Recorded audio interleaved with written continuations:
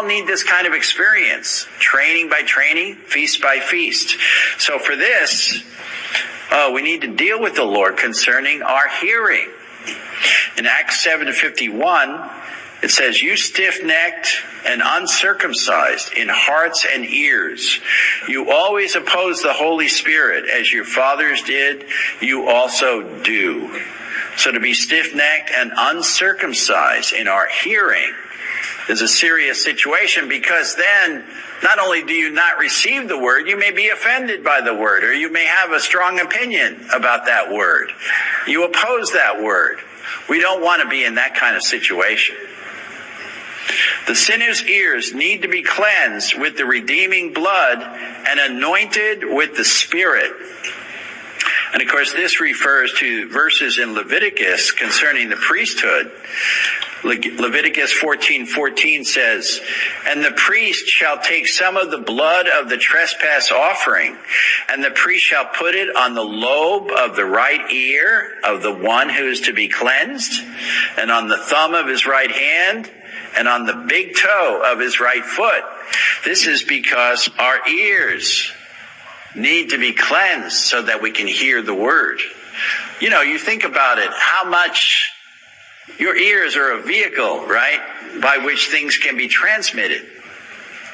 You know, we listen to the radio, we listen to music, we listen to conversation, podcasts. There's all kinds of things by which things are transmitted to you, largely through your hearing. And actually, it's in your hearing that something intimate can take place.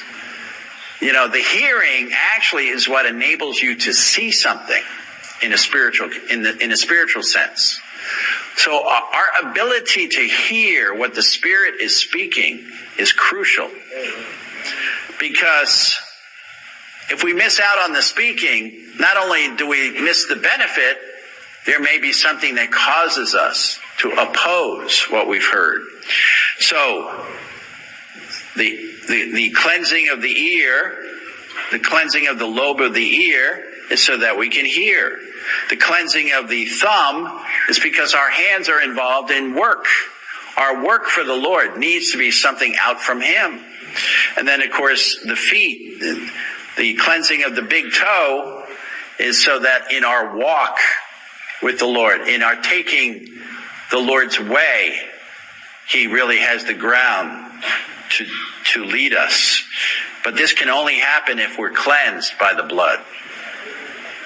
To serve the Lord as priests, we must have our ears cleansed with the redeeming blood. As the Spirit is speaking to the churches, we all need an opened, circumcised, cleansed, and anointed ear to hear the Spirit speaking. This is a crucial point to really conclude this section of the outline. The Spirit is always speaking. The Spirit does His part. The Spirit is speaking to the churches. The question is, how much are we hearing? How much are we receiving? And so for this, we need an opened, circumcised, cleansed, and anointed ear. So this is a serious matter, saints. It really dictates our ability to receive the things of the Spirit and to gain the benefit of this speaking. Many times we're in the meetings, we may feel like, I didn't get that much. The tendency is we're going to criticize the meeting. We have a problem with the meeting. Actually, the problem more often has to do with the condition of your ear. You may be occupied with other things. You've got something else on your mind. Maybe you've been offended. Maybe you don't want to listen to the brother that's speaking. Maybe you don't want to listen to the saints as they prophesy. For whatever reason, you're distracted. You're occupied with something else. Well, you leave the meeting. People may ask, hey, how was the meeting? I didn't enjoy it that much. Was the problem with the meeting?